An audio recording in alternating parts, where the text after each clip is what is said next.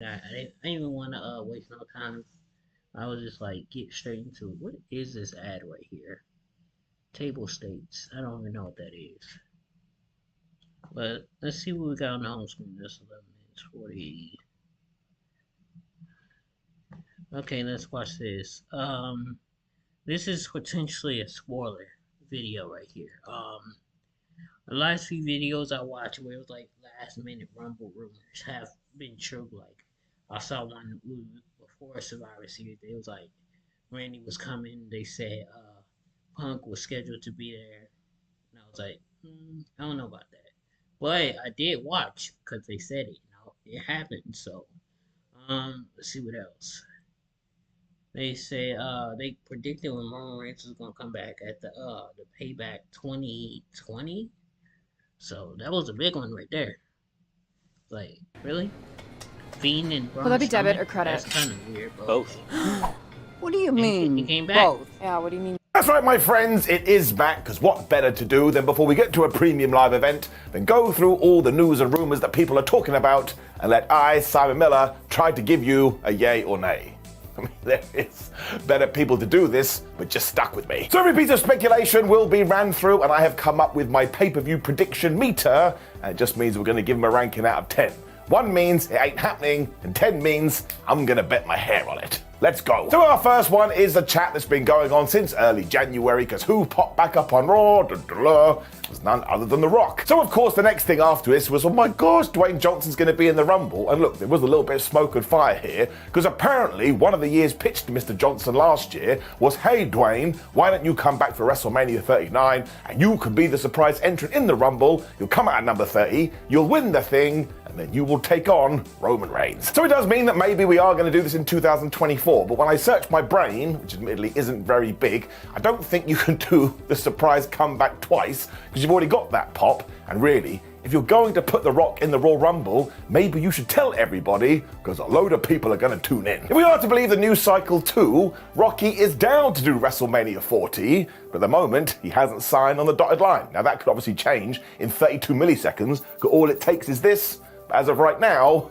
we just don't know. This one is actually quite hard to decipher because I can both see it happening and not happening, and therefore we're going to go bang in the middle, and I'm going to give it a 5 out of 10. Because of course if you do this, you're going to get some major headlines, but there will be a little bit of backlash too. I mean, just go on the internet right now, people are terrified that Cody may not be able to finish his story, but it is making for quite an exciting roller coaster.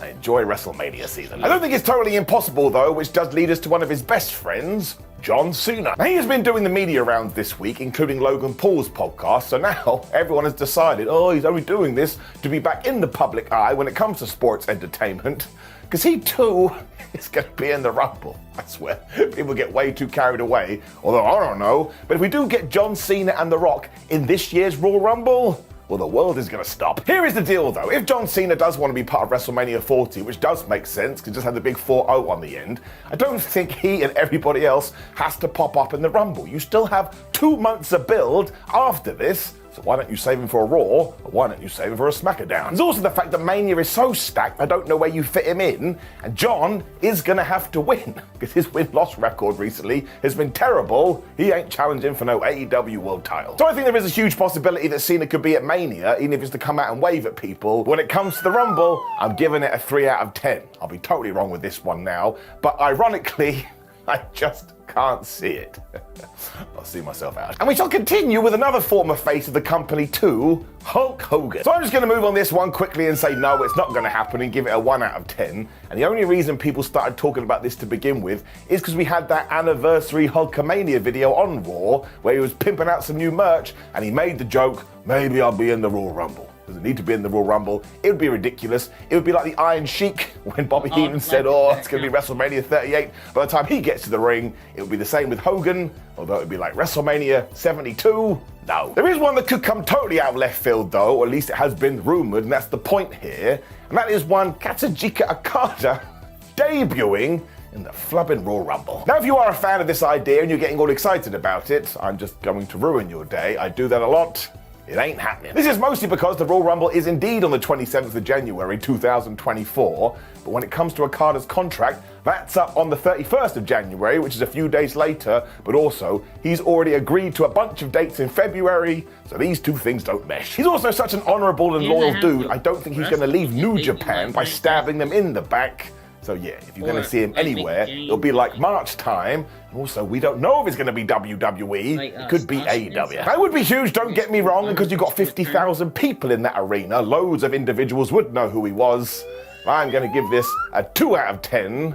Only because CM Punk comes back and you never say never. Moving away from the Rumble match itself, though, and into what could be one of our other main events, there are some people saying that Randy Orton is going to become the Universal Champion. And this one makes no sense to me, because it kind of feels like the reason we're doing a 4-way and putting AJ Styles and LA Knight in there is because one of those guys is going to get the pin, and then Randy can be in the corner doing shrug emoji, well, you just stole my opportunity, so I better get another one down the line. But that said, though, I do understand the logic here, because one, Randy Orton could pin an LA Knight or AJ Styles, then Roman comes out on SmackDown going, nobody took my title from me, I was boned. And two, it does mean that if you are going to do The Rock versus Roman, you can do that without the belt, without the championship, and when you do that, it becomes a lot more confusing about who would win or lose. It's still not happening though, because we did not put a title belt on Roman Reigns for 1,570 million days or whatever it is, so he doesn't actually lose it in a 4-way. Like, you can take all these other stories that you've heard, this would